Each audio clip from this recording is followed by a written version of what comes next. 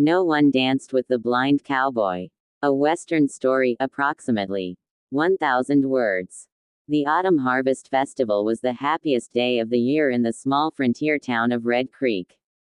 Lanterns hung from wooden beams, fiddles filled the dance hall with cheerful music, and neighbors laughed as they celebrated another successful season. Cowboys in polished boots spun their partners across the floor while children chased one another outside beneath the stars. But against the far wooden wall stood one man alone. His name was Ethan Walker. Years earlier, Ethan had been the finest cowboy in the county. He could ride the wildest stallion, rope a runaway steer, and protect any traveler crossing the dangerous plains. People admired his courage, and many believed he would one day become the town sheriff. Everything changed during a violent cattle stampede. While saving a young ranch hand, Ethan was thrown beneath a frightened horse. When he finally awoke days later, darkness surrounded him. The accident had stolen his eyesight forever. Although everyone praised his bravery, life slowly became lonely. Ranch owners stopped offering him work. Old friends became awkward around him.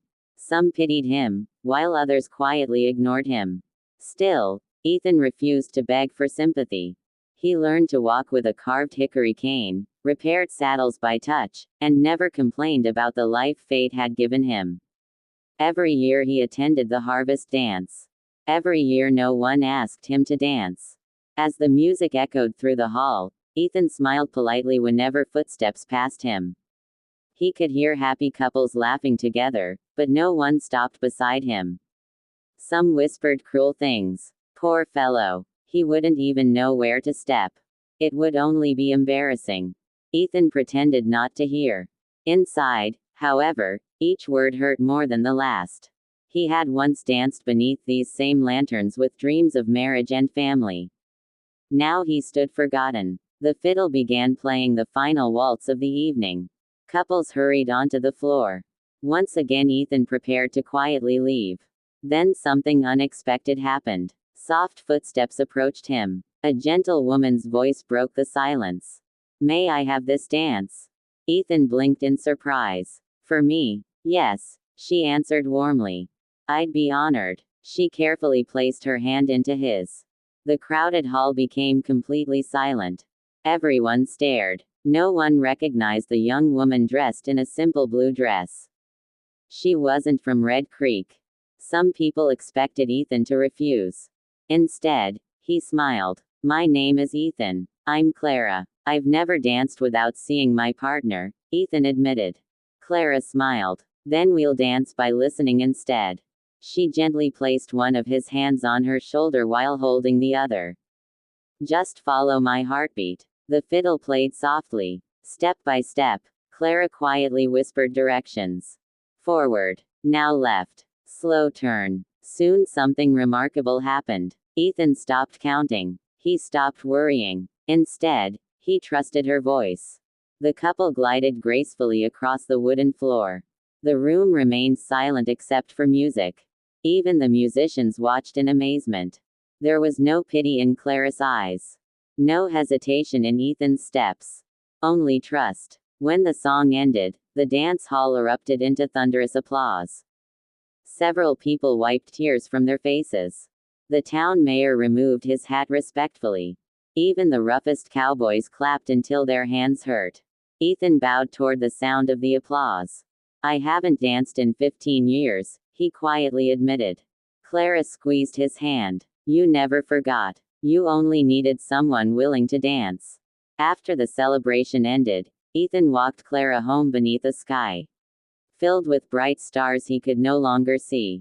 Along the quiet road he finally asked, "Why me?" Clara smiled. "When I was 10 years old, my father became blind after a mining accident.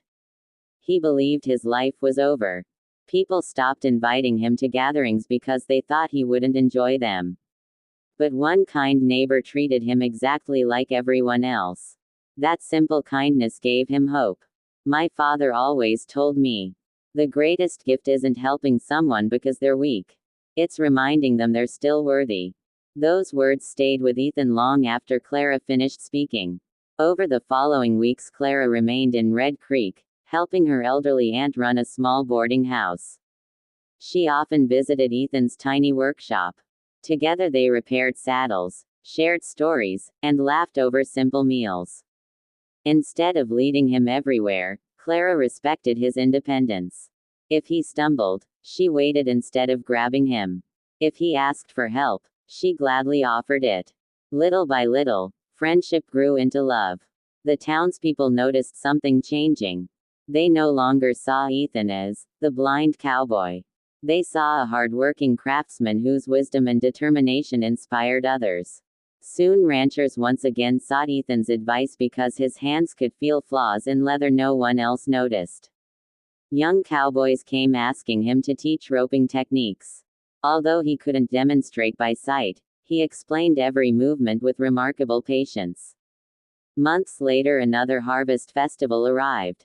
This time Ethan entered the dance hall proudly beside Clara. Before the music even started, several young women approached. "Mr. Walker," one asked, "would you honor my grandmother with the first dance? She says you're the best gentleman in town."